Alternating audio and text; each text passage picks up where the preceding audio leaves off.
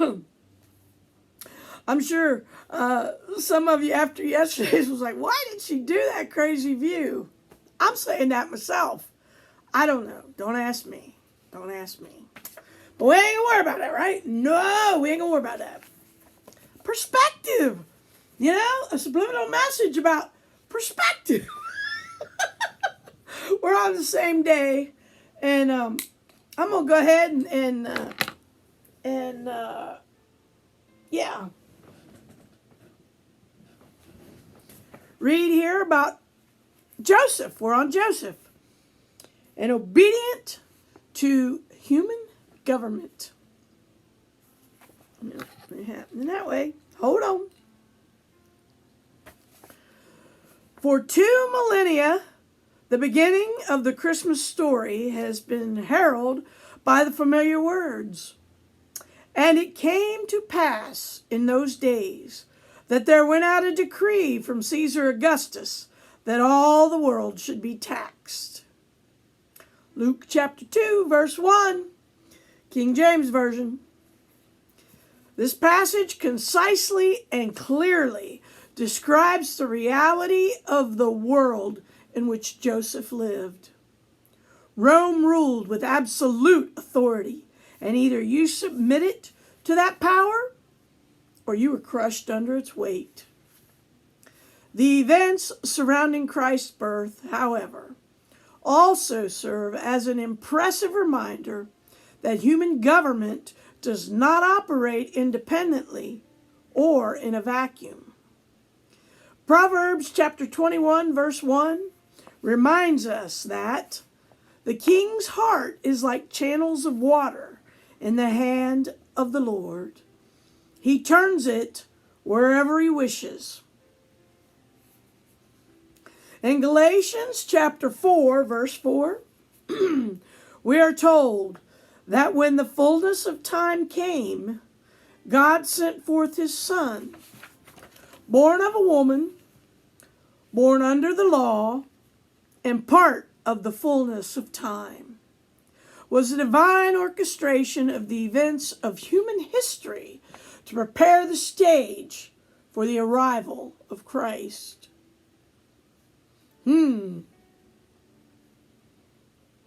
Interesting. Think on that. Now, in those days, a decree went out from Caesar Augustus that a census to be taken of all that inhabited the earth. This was the first census taken while Quirinius was governor of Syria. And everyone was on his way to register for the census, each to his own city. Joseph also went up from Galilee, from the city of Nazareth to Judea, to the city of David, which is called Bethlehem, because he was of the house and family of David, in order to register along with Mary, who was engaged to him and was with child. Luke chapter 2, verses 1 through 5. Notice the political heavyweights involved in generating this decision. Caesar Augustus, who ruled the known world at the time, and Quirinius,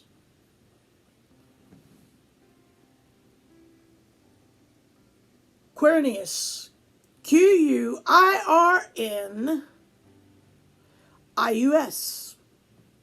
who governed a chunk of that world. Yet, both of them were ruled by God, the King of heaven and earth, was placed into motion so that Mary would be where she needed to be for Christ to be born, where the prophets had said he would be born. Biblical scholars differ in their opinions as to whether Mary could have been excused from the difficult and dangerous journey to Bethlehem for the census because of her advanced pregnancy. But whatever the legal case might have been at the time, Joseph followed the edict to the letter by going to Bethlehem to be counted in the imperial census. This may seem a small thing, but I don't think so. I think it reveals the heart of this man and his complete obedience to the one who so perfectly instructed his followers and us on our relationship with the powers that be. It is an indication of a heart that recognizes the function of authority and accepts it. As a result of Joseph's obedience, the Son of God was born in Bethlehem, the city of David, as Micah had prophesied. Now, y'all, I know the political stuff, right? I'll keep it shallow, but let's just think on what we just read, okay? God was setting up the stage, even in the political realm, to have Christ being brought into the world, to come from glory down to earth in the place that he prophesied. You know, as we think on all the political drama and everything going on today, y'all, God is in control. God is setting the stage for Christ's imminent return. And while we're torn and troubled by what we have to see and go through, we also have to find that peace that what is going on is setting the stage for Christ's return. And as much as everybody says that politics and religion are separate, well, maybe politics and religion should be. But politics and God go hand in hand. I don't know.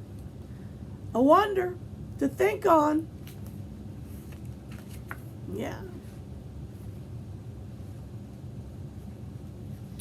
Obedient to God's word. And when 8 days had passed before his circumcision, his name was then called Jesus, the name given by the angel before he was conceived in the womb. And when the days for their purification, according to the law of Moses, were completed, they brought him up to Jerusalem to present him to the Lord. As it is written in the law of the Lord, every firstborn male that opens the womb shall be called holy to the Lord. And to offer a sacrifice according to what was said in the law of the Lord, a pair of turtle doves or 2 young pigeons. Luke chapter 2, verses 21 through 24. We see Joseph's next involvement in the story in an event that was without doubt his responsibility. Although he is not named in the text, it was very important to a faithful Jewish man that the requirements of the law regarding the birth of a child be honored. The Mosaic law demanded sacrificial responses and ceremonial rituals set forth in these Old Testament mandates. Every Jewish male child must be circumcised. This marked them as sons of Abraham. Genesis 1, verse 7. First practiced at the direct command of the voice of God, circumcision became incorporated into the Jewish law through Moses as a way of keeping the people of God distinct and separate from pagan cultures that surrounded them.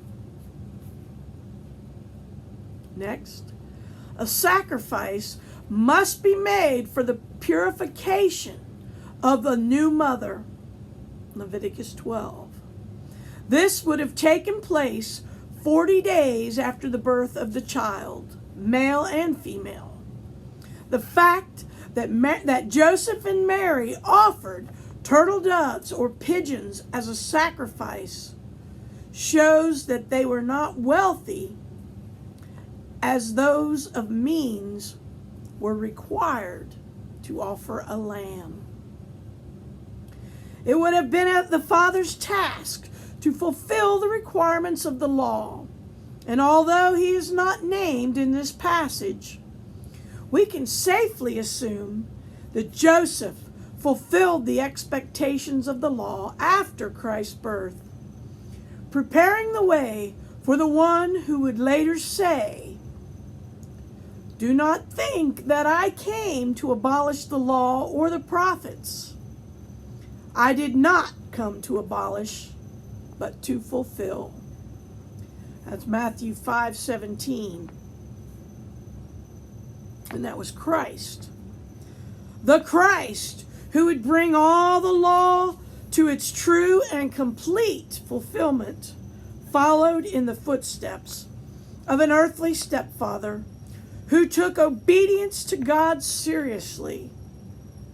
In all he did, Joseph exemplified the spirit of submission that God expects and deserves from his children. Yeah. Wow. Wow. That's a lot to wonder, a lot to think on, and yet a lot to rejoice in these days of heaviness and darkness and division. Y'all?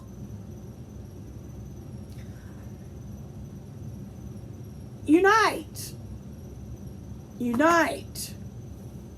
And stand on God's side. Because when we stand on God's side,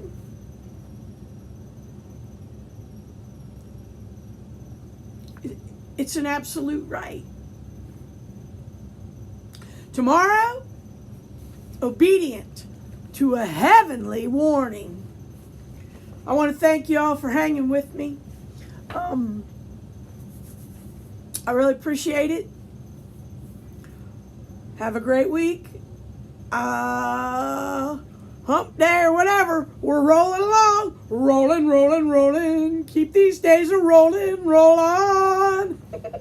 I can't help it. All right, guys. Talk to you later.